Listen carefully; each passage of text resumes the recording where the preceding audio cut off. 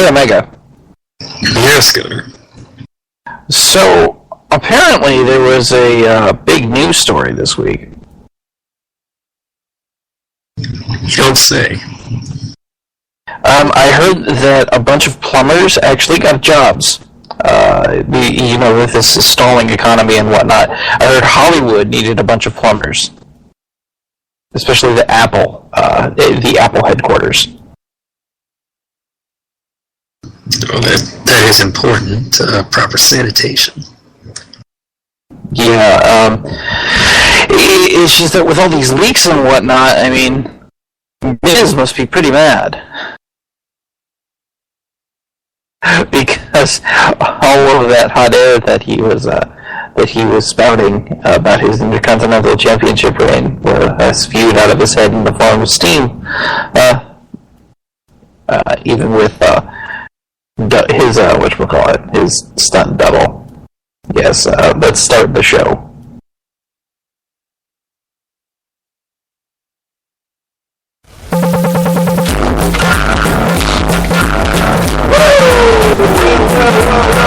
No time for joking around. It's quiet, dark and shadows. Oh yeah. We can progress ways. No longer loud. If after all, to track down blue, you'll be good at laughing times if you only listen to. I'm doing everything. Get serious. Oh, get serious.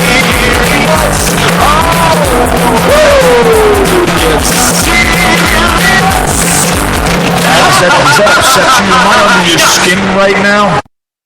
Hello everyone and welcome to Wooo Get Serious. My name is Gunner and that is Omega VR. I think my favorite celebrity who had their images leaked was Kaiser Soze. Oh my god. Joining us this week is the one and only Net Jester. Surfacing from what would be both sides of the internet hate machine that amazingly enough had nothing to do this week with Red Machine D. Hiya everybody, how you doing? And our wonderful technical producer, Sabu.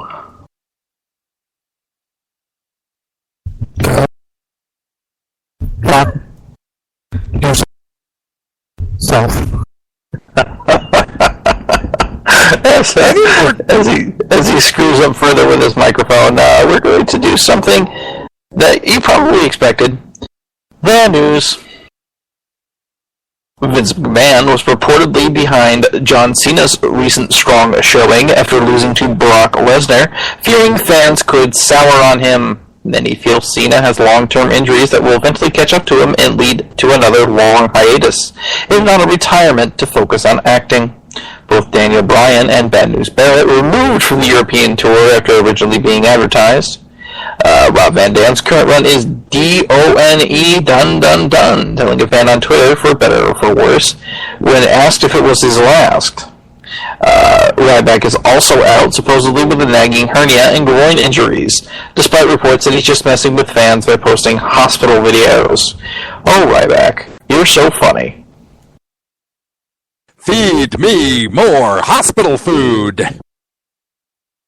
Yeah, apparently he was seen at a baseball game. They're doing an injury angle. I don't know if he's actually injured. It's kind of weird. He's kind of a weird guy outside the ring. What with Panera Bread and all. As far as John Cena, though, I think, that's the attitude that really shoots them in the foot.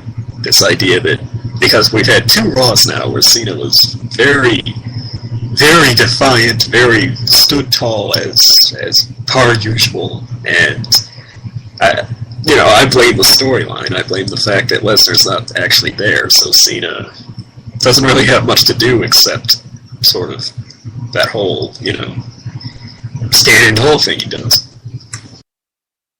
So are we getting to a bigger issue here, which is we have these people in the past who have stuck around for years, your Roddy Pipers, your Hulk Hogans, your Macho Man Randy Savage's, your Ric Flairs, are we getting at the point now where maybe just 10 to 15 years is only as much as we could hope for in a professional wrestling superstar before they have to leave because of health reasons?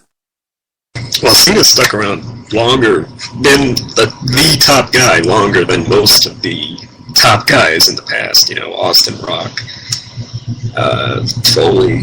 You know, I mean, he's pretty remarkable, especially considering he has a much bigger workload than some of those guys did, with the travel and the Make-A-Wish and the charity and the acting and everything.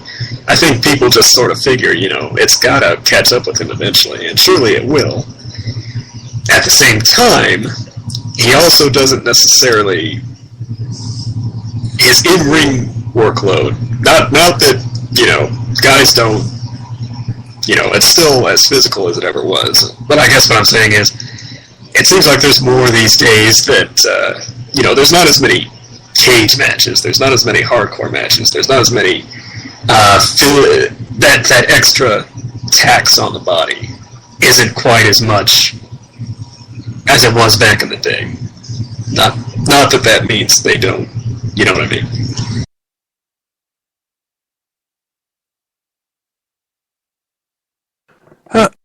It might just be me, but I just feel the opposite, sort of, at least in terms of work rate and stuff. I think that guys today are doing stuff that guys in the past couldn't even dream of doing sometimes, and that's causing more burnout and more injuries.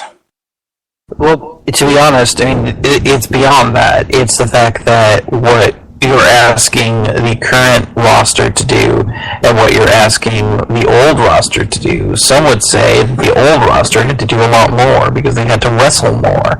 They had to physically wrestle more, and they lasted longer, but they worked smarter.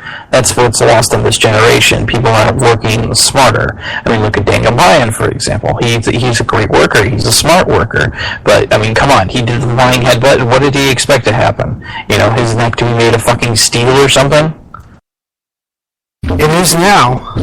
Yeah, apparently. At the end of the day, what we're looking at here is an epidemic of, I can't work in the professional wrestling business for longer than 15 years, so I need to make my money and get out, like Edge did. And I think that's what we're seeing here with a bunch of these people who have, you know, basically, with Punk too. I mean, that's another example of somebody getting their money, getting their licks in, and then getting out as soon as possible.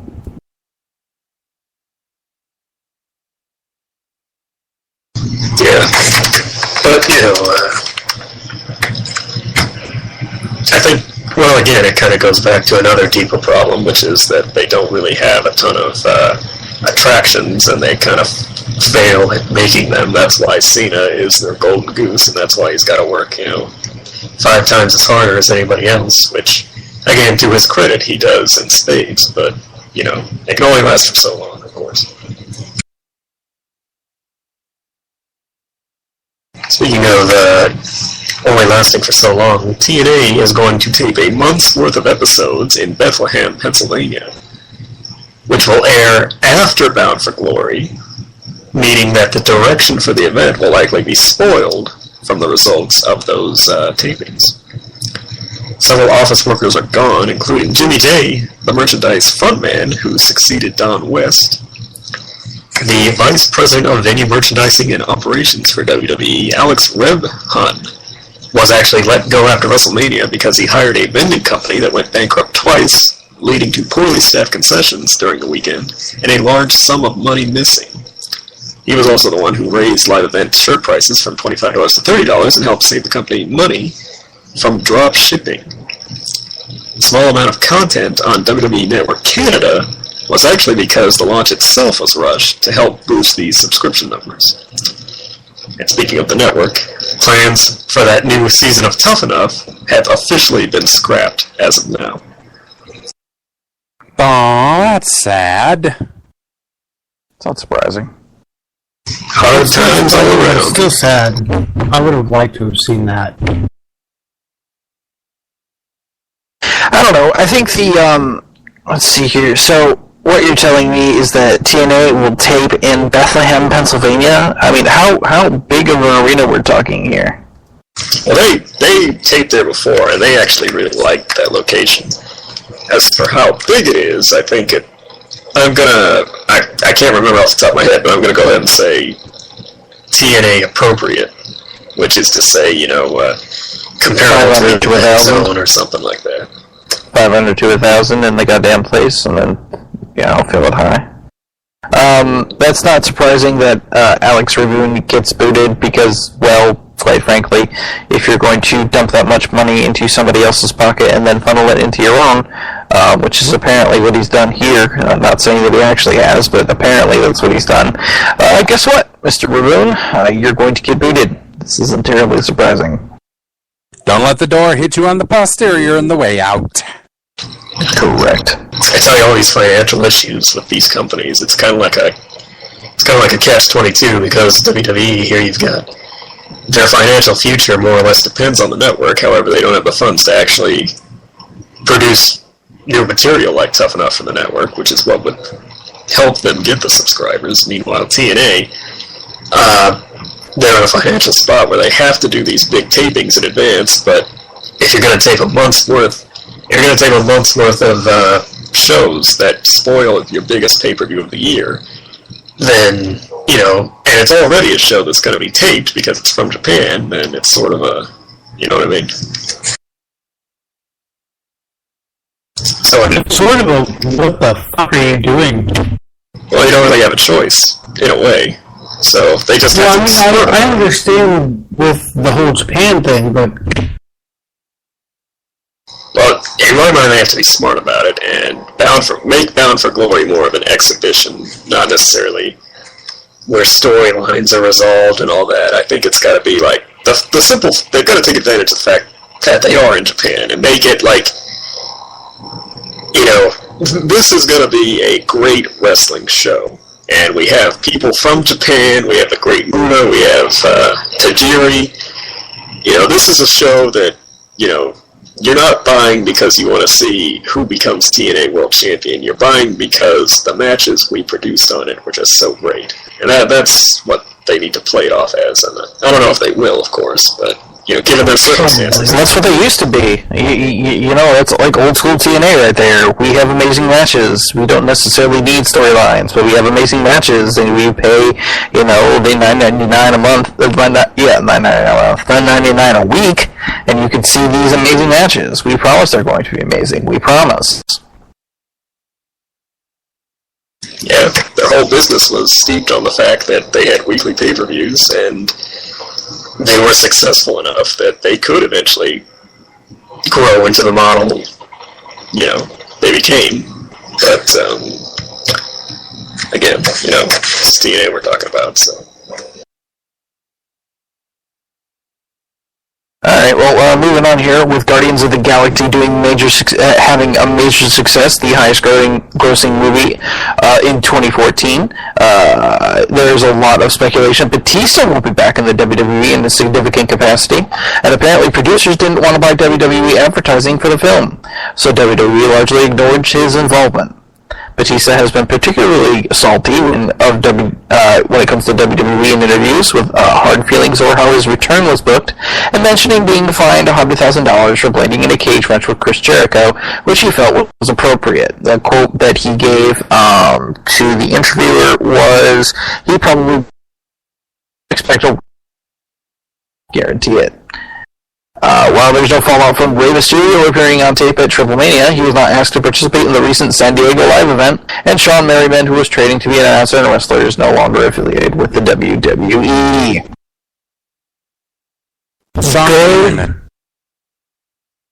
They missed out so hard on that Guardians of the Galaxy thing. Oh yeah, beyond a shadow of a doubt. If you were smart, there are even ways you could play that off into storyline if Batista came back. But, wow. Missed that banana boat, why don't you? Even my little sister, who has no interest in anything comic book related whatsoever, loved that movie and thought Batista was good. Yeah, I thought huge squandered opportunity. In fact, I thought that was half the reason he even came back, was because he was in a major motion picture and they wanted to take advantage of that. And then they didn't. Good job, WWE.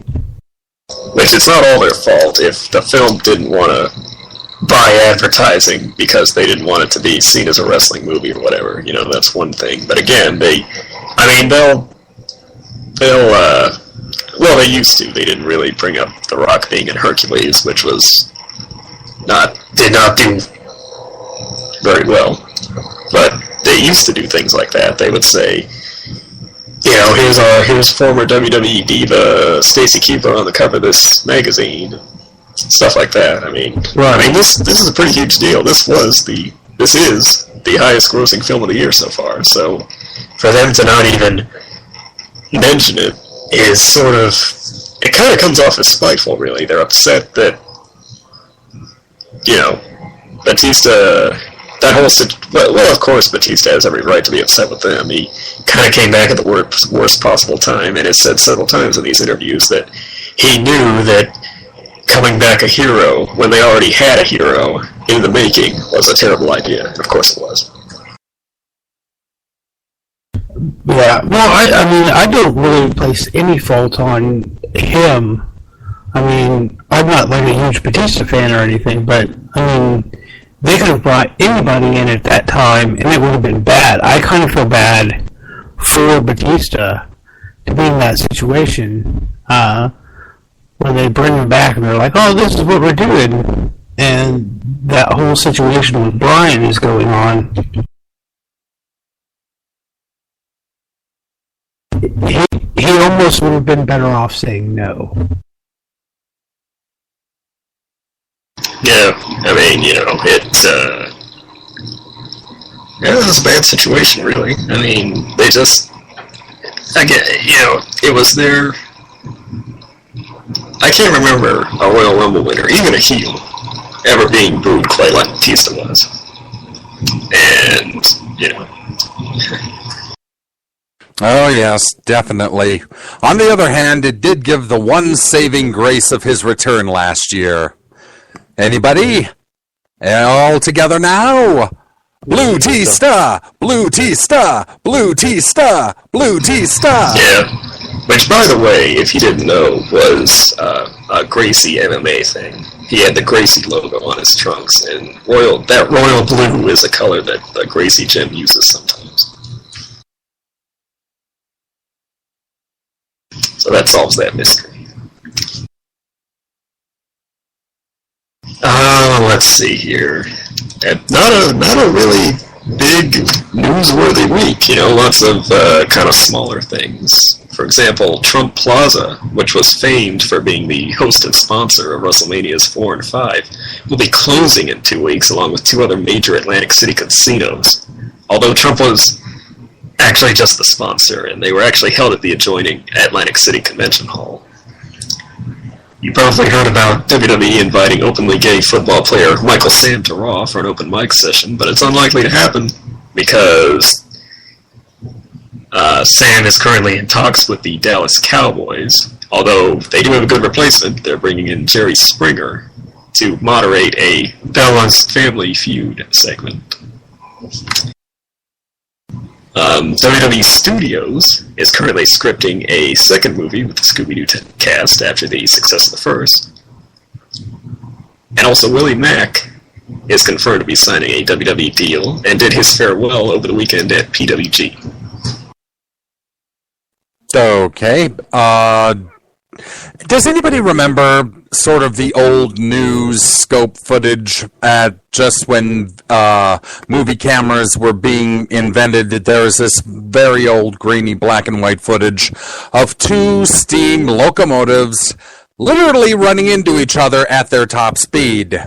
It was a horrendous crash, in the immortal words of Roscoe P. Coltrane, and that's the only thing I think that can happen when Jerry Springer gets in the ring with the Bellas.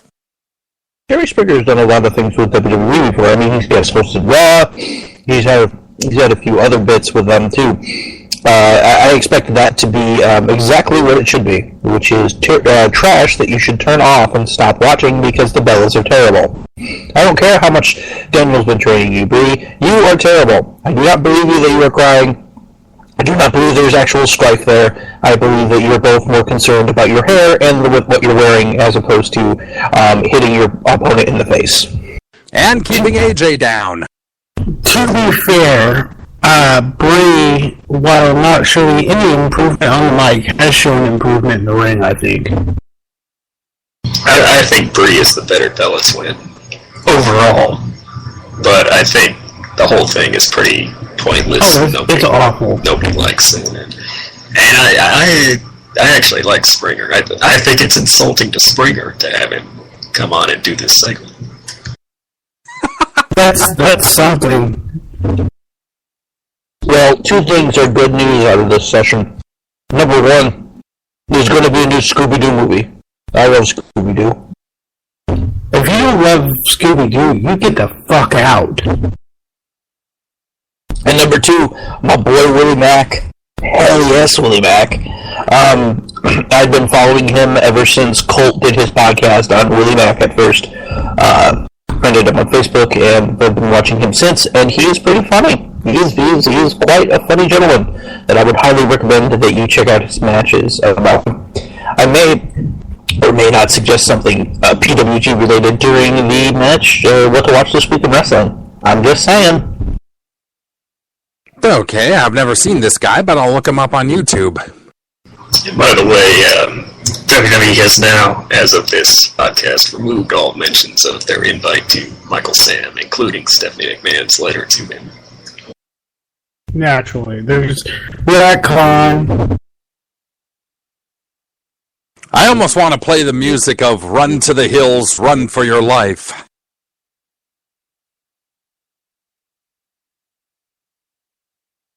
Well, I don't know why they thought that would even be a possible thing. They probably didn't. It was sort of, it's like if I walked They've up... done that shit before with, like, Barack Obama and that kind of stuff. Like, they'll invite presidential candidates and other people onto the show to give them an open microphone, to give them a platform to speak. But when they do that, that's like if I walked up to, I don't know, Jennifer Lawrence, and I was like, hello, beautiful woman, look at me, and then look at you, and let's go out on a date, and we'll make babies and live together forever. It's just... Wouldn't that be what you say to Jennifer Lawrence anyway? Well, yeah, but it would never happen, obviously. Right, that's my point. Like, you can say these things, but they don't... It's never gonna happen.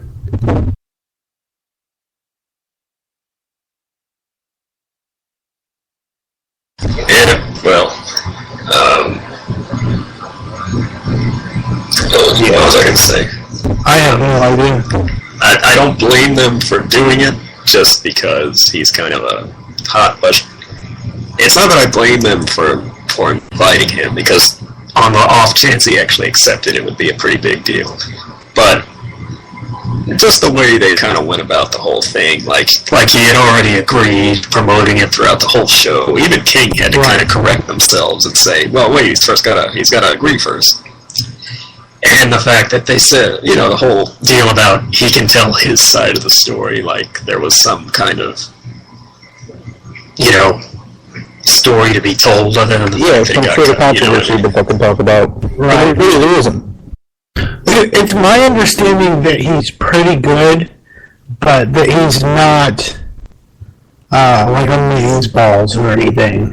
Well, nobody expected him really to. Even everything I've seen from the LGBTQ. Yeah. Community. What's Q? What's Queer. Well, what's the difference between being gay and queer? Yeah, I don't Queer is a gender identification. Being gay is how you express your sexuality. That, apparently.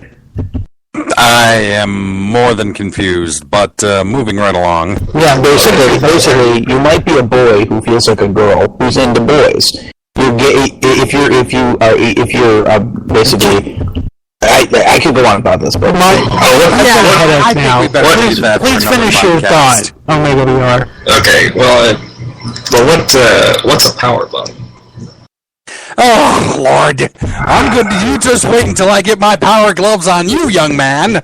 I swear. I thought for a second there he said, "What's a paladin?" Jesus Christ. We're just gonna do the 15-minute time limit. through the Old West shooting people, wasn't he? This 15-minute practically time is the 15-minute time limit at this point. Yeah, might as well, babe. I didn't even ring. Nobody even rung the bell yet. Maybe Egg can actually ring the bell and be the technical producer. He should have been. Well, Jesus Christ, you don't have anything in the format. I'll make something up. I'll make something up. Ring the bell. All right, I'll ring the bell then. Did it ring? It didn't sound like it rang. Nope. Oh, for the love of fuck, man! Ding, ding, ding! That was quite possibly the most pathetic bell ringing I've ever heard in my entire life. It's not my fault. Something broke. So, Raw this week. Is it just me, or the main women's title and the main guys title basically the same thing at this point? Think about that for a second. We have a clusterfuck of men coming up and saying, John Cena, you can't do something in this convoluted sort of way, and bringing drama and attention to the whole situation. Essentially saying, well, John, you got beat so bad that I'm considering taking away your title shot and giving it to other people. And then you have Stephanie McMahon later in the night, in the middle of the show, going, well, I'm going to award this WWE Divas Championship title shot to, not the rightful number one contender. So what you're telling me is that you guys are so lazy that you're going to use the same storyline twice and I'm not going to notice? I'm on to you. Thoughts? Well, that's what they'd be hoping, I would think. Yeah. I don't expect anything good to come from this. Probably, like the Raw before, or the one before that, the next pay-per-view, they'll have a Royal Rumble, or not a Royal Rumble, but a Battle Royal, or a six-man tag for elimination, qualification, something retarded. Well, storytelling, I've said it before, storytelling is slowed to such a crawl that, even unintentionally, every show is practically the same when you have, you've got Swagger either losing or, this week he won, but, he, it's the idea that, Bo keeps coming out telling him to believe, and they do little tiny tweaks to it. They do little tweaks, like this week. I can actually credit them this week for actually doing some things that were a little different, like the fact that Bo bringing those people on the stage, or like even during the horrible Bella's segment, they kind of mixed. Usually, I hate when they do this, but the fact that they mixed the Bellas along with AJ and Paige and got Stephanie in the mix, it actually made two weak and somewhat terrible storylines start to seem like, well, maybe there's something there. The problem is, even when they try to add a little extra, it's not good enough. It's still not good enough. Bo and his thing on the stage, I mean,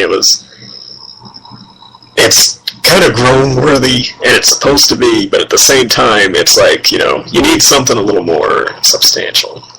Again, I credit them for actually doing something different this week to further some of this stuff along, but, you gotta do that every week, really. I had absolutely no legitimate clue about what all those people were supposed to be doing up there on that stage with Bo. Just because you don't believe, then bad stuff happens to you. Couldn't you have said this without these corny characters you brought up for expositionary purposes? Like an NXT segment. Old NXT, not new NXT.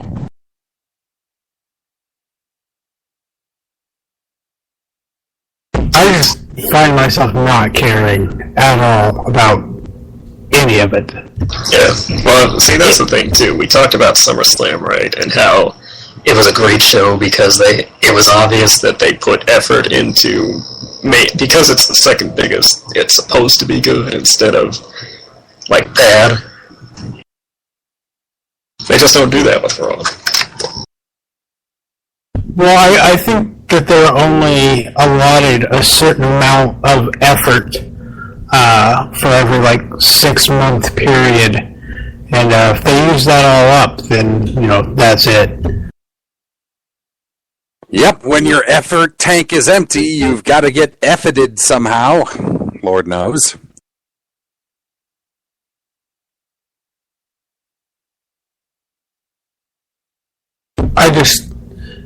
Maybe it's time for them to do a little house cleaning.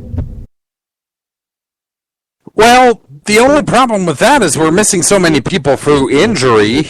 No, I'm not talking about the wrestlers. I'm talking about the writers. Well, see, that it all starts at the top. And there have been a lot of reports in the past that the writers actually genuinely try to come up with different things, but then they kind of get shot down, and then everything happens at the last minute, and the result is sort of the same old that we get. So I blame the administration, who are the same ones, by the way, who wonder why people aren't buying the network, and despite the fact that there's really nothing. I mean, there's a lot of good stuff offered, but then, like we were talking about, Tough Enough getting scrapped, and and all the pre-show and post-shows, most of those are scrapped, and they put Nitro on, but it's only like the first or second year, and not necessarily the attitude stuff that they constantly pimp out. It's kind of like, it's almost like how they have that 90s on. The 90s are all that block on that Teen Nick channel, and it was advertised as being, well, we're gonna show all the stuff from the 90s you love, like all the Nicktoons and all the Keenan and Kel and all that stuff. And to this day, they still run these ads on the channel, pimping out that block and showing shows like Wienerville and the game shows, but 90% of the time, the block is the same 3 Nicktoons, or the same 3 or 4 Nicktoons, and that's it. And, they might rarely, on a holiday, they might show all the Halloween episodes of these shows, but they don't have a regular rotation for all those other shows. And then it's like, well, once I haven't seen it in a long time, but once I watch these Nicktoons again, start to finish, then I don't have much of a reason. If you're just going to keep playing those over and over again, then I don't have much of a reason to keep watching. Which is kind of the dilemma the network is suffering, because there is a lot of good stuff on there, and of course the live pay-per-views. But at the same time, if you're going to advertise the network for certain things, these classic moments, but then the content's not there, and we're just talking about America too. You talk about the terrible wealth of material in Canada and such, then Well, it's at the same time that you're talking about that. I mean, what they're basically doing is they went balls deep and they said, you know what, we're going to do something. And I love it how every conversation that we have about the WWE these days turns into, well, basically, the writers are doing their job. Vince and Trips are butting heads, and they're not making any money because they're not being consistent. I mean, that's really the problem here with the WWE right now. They're not consistent with their writing. They are very uninspired when it comes to their own product. And it feels like that, and I'm going to say this, it feels like that there are certain areas of the product that people just hate. Even Vince himself, that I would imagine, just doesn't enjoy anymore. And it comes out in their work. I'll say this, if I understand why Total Divas is popular, and I understand why, if it actually gets ratings on the E! Network and gets them a little publicity outside of the wrestling bubble, then fine, that's great. But on the actual show, what the Divas are portrayed as is virtually nothing. I think they completely, and not just the Total Divas, they completely, if you're not if you're not in a storyline, a rare non-title storyline like this Bella BS, then you're just not on the show. And AJ and Paige, the primary title feud right now, I think they completely bungled that because, you know, it's literally been 2 months of AJ, Paige saying she's AJ's friend and then knocking her out, and then AJ saying she's Paige's friend and weirding her out.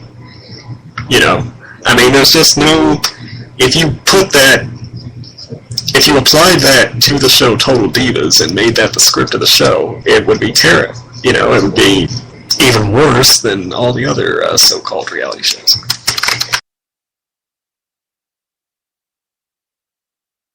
I just don't know how many times we've said this and repeated it over. I mean, at the risk of, you know, falling over this cliff yet again, unless there is some sort of consistency and, you know, they're not changing things on the fly from week to week to week, we're confused and we're pissed off and the level of quality just falls off a freaking cliff. There's just no other ways to say it.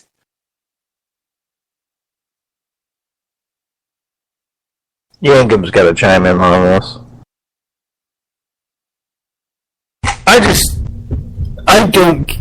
I'm slightly interested actually in the Divas division right now, because there are 4 Divas doing something, and that's not very common, because usually there's 2 Divas doing something. Sometimes it's 3 or 4 of them has a friend, but usually there's not more than 2 women actively involved in anything even slightly resembling a storyline. And now you've got, well, it's surely going to end up in a fatal 4-way. I'm not sure who's going to win. I feel like making through shenanigans maybe. But there's actually something almost interesting in that it's not nothing going on with the Divas division, and that's something. It's kind of hard to explain. It's like the difference between drinking water and drinking water with sugar in it. Sure, you don't want to just drink sugar water, but I mean, it's got a flavor, I guess. Are you a and mug? It might be better, possibly, but probably not.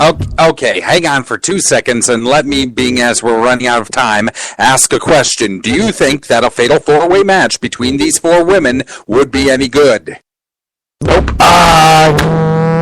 No. Well, to Jacob's point, no, but it would be better than... I would rather have a glass of,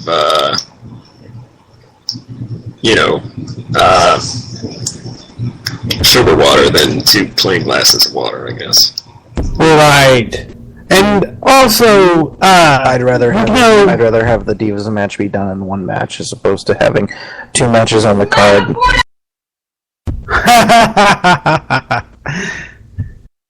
Tell your roommates to shut up, Gunner. Anyway, What kind of show to do?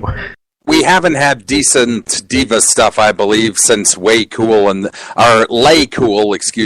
Divas of Destruction. But you know, all we can do is just sit back and see where this goes, guys. 2 of the Divas can go. One of them can sort of go, and then one of them is absolute shit here in the ring. So you've got good,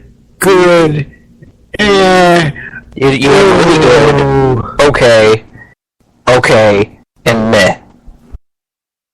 I wouldn't even put Nikki at meh. But No, you put Nikki at meh because all Nikki will do will be GP and horseshit shenanigans. You know what? I'm okay with that. As long as it's not a fucking roll-up. if I swear to God, if one more Divas match ends with a roll-up, I am going to explode kittens with C4. Oh, come on. You'll get the ASPCA on your ass in no time. Yeah, well, it'll give me a reason to go to PETA headquarters and... AJ and Paige take each other out on the side in a sick bump. Oh, God, no. Brie Bella gets pedigreed again. 1, 2, 3. Nikki Bella is your Divas champion. Oh, Nikki Lord. Bella is going to pedigree Brie. I don't... Seriously. Steph is going to do it. Go ahead. I can't imagine Nikki doing a pedigree. So I assume he means that Stephanie is going to do it. That is correct. Well, all I say is if that happens, I won't watch WWE until the next pay-per-view, I think. Alright, so that's it for the 15-minute time limit, but I'm hungry. I could eat. I've spent a hot week in the hell that is the internet hate machine, and I want to cool off with some ice cream, damn it. Alright, time for the Dairy Queen review. Netchester, no. Yankum, why don't you read the ratings? Alright, so Impact. Wednesday's edition of Impact Wrestling scored a .79 or .8 cable rating, which was up from the .65 rating the show did the previous week. That show was the debut on Wednesday night. This Wednesday's show averaged 928,000 viewers, which was up from the 852,000 the week before. SmackDown on August 29th drew 2.730 million viewers, according to Nielsen Media Research. That marks an increase in viewership from the previous week's show, which averaged 2.461 million viewers. SmackDown was the highest rated original program on cable television last Friday night, and Raw, we do not have a Raw rating because of the holiday. Stupid communists. Labor Day, ladies and gentlemen. With the birthdays, Netchester. And the birthdays for this week in September. On the 3rd, we have T.J. Perkins. And on the 4th, we have Xavier Woods and the woman who was once awesome and then karma pathetic, but is now amazing, Amazing Kong. Then on the 5th, we have Slick Wagner Brown, excuse me. Then Minoru Fujikata. I think I got that right. Then Derek... We added a car at the end of it, but it's just Fujita. Okay. Derek Nearkirk. This is why you make him do the birthdays, isn't it? Is that a far Kirk? Is he No, Nykirk. Sound it out. Nykirk. Okay. And Glamour Boy Shane. On the 6th, we have Jillian Hall and Ken Lankenship. You suck. Lickenslips. Look, sound out each syllable. Okay, I'll do it with lick. Okay. Lickin. Spit. Lickenspit. Okay. There we go. If you want to, sit heel down. None other than the World Warrior, Loki, and one-time WWE Women's Champion and Hall of Famer Wendy Richter. On the 7th, we have Colin Delaney and Molly Holly. On the 8th, we have David Arquette, the Barbarian, none other than the Great Kabuki, Raven, Lodi, and Reckless Youth. Then on the 9th, somebody who I've never heard of, but I guess could be a real wrestler like Lickenspit, Intoxable. Lickenspit. Oh, Chester. What would you ever As do? you say so. Oh, that's disgusting. Well, you want to know. You wrote it. And now it is time for This Week in Wrestling with Omega BR.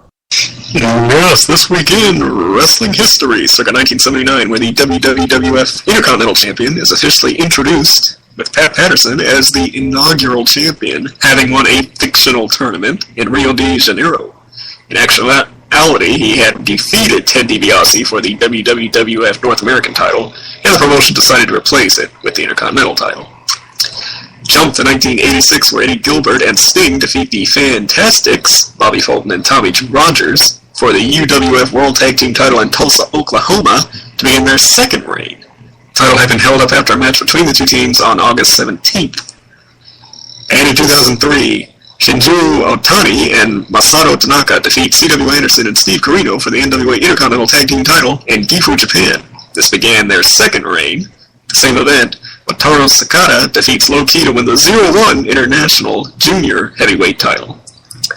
And that was this week in wrestling history.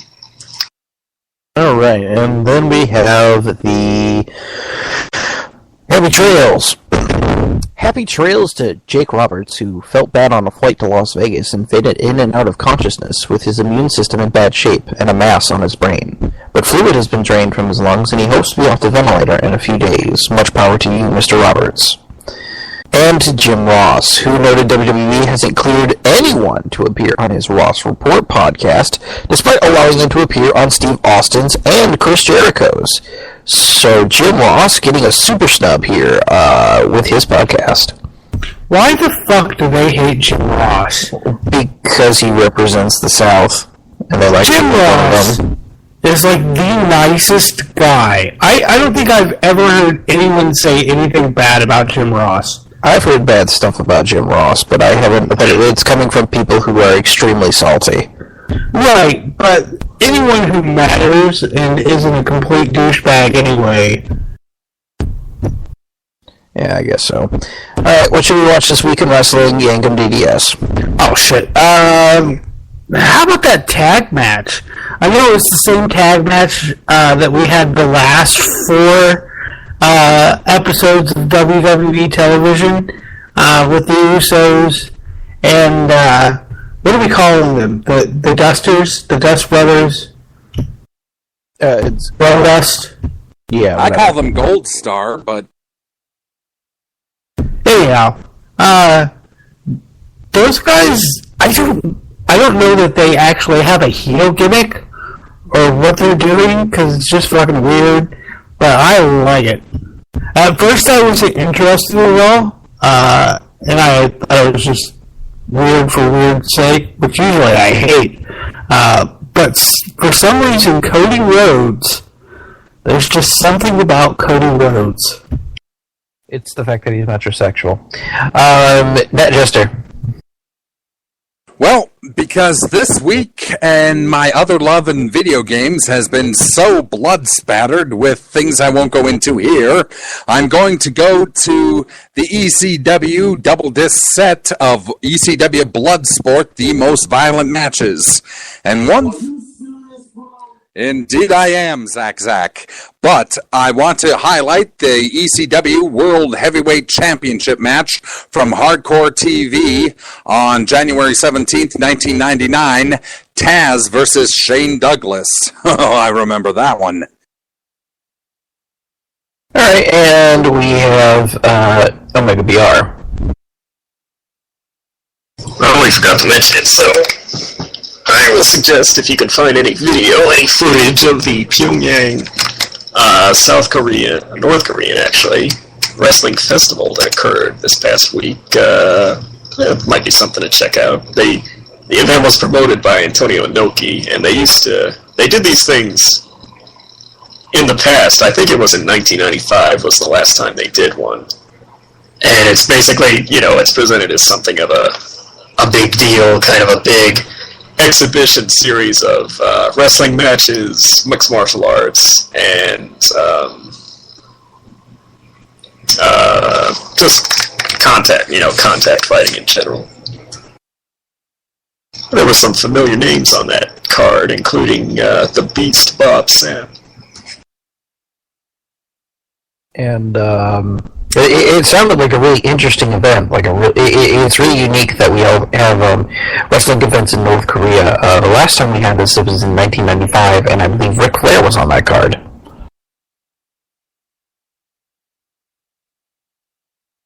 Yeah, with the death of the old favorite leader and this new favorite leader who's supposed to be younger and more hip, who knows? Maybe they'll see more wrestling up north. And, things like food and that good stuff. Yeah, now that you mention it, the Collision in Korea WCW pay-per-view event, which also, between them and New Japan, if I remember right. Correct. Can you watch that on the WWE Network? Probably not. They only have the Nitros up and the pay-per-views. I don't know if that's one of the things that's on there. Let's see here. I'm trying to think of something to watch, and I want to suggest something good. The main event last night of Raw. Because of the crazy German suplex that John Cena, his standard spin-out protoplex that he gives in his third move, he kind of transferred that into a German to Mr. Rollins, and that looked fucking sweet. So I think that's what you should watch. Sweet, that looked nasty as fuck. I'm sorry to swear, but I thought Rollins could have been legitimately hurt on that one. It was nasty. Alright, so that's it. We're done here. Let's see. Some plugs. Alright, guys. You can check us out online always at smartsnark.com. You can check out all our previous podcasts and other things that we've potentially done. Announcement about wooo Radio. I am potentially slotting up to do a once a week radio where I will play requests and or have a countdown kind of thing. If it becomes a very popular thing, we'll be doing it Saturday nights at midnight if I'm available. I should be, but you never know with my life. I'm open to watch that then. You can also check us out at twitter.com/smarksnark, facebook.com/smarksnark, smarksnark@gmail.com if you want to get a hold of us. Besides that, I think that's it.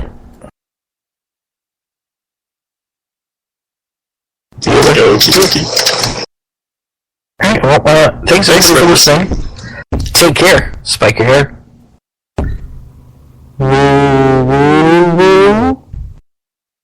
You know it, I hope. Good night, K-Song.